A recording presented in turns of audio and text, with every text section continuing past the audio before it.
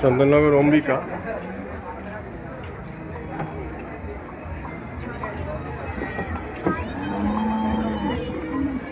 দেখানো হয়েছে ধীরে ধীরে প্রকৃতি থেকে সবুজ উধাও হয়ে যাচ্ছে এবং সমস্ত মানুষ জন্তু জানোয়ার আর্তনাদ করছে।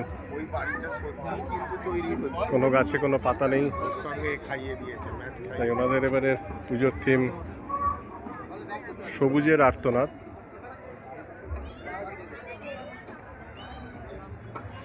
ধীরে ধীরে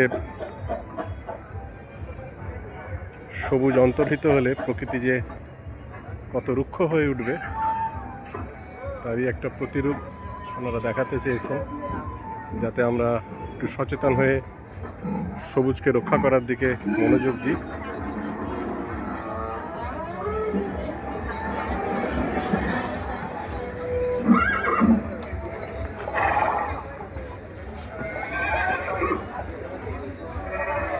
এই শুকনো গাছ এবং শুকনো শেকড় বাকড় দিয়ে ওনারা বোঝাতে চেয়েছেন যে সবাই আমরা যেন সচেতন হই প্রকৃতির সবুজকে রক্ষা করার জন্য। সুন্দর মূর্তি সবাইকে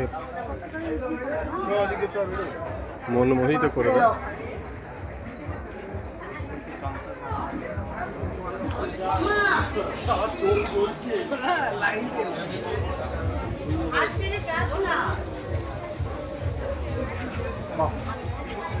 চন্দননগর অম্বিকা 56 বছরের পুজো।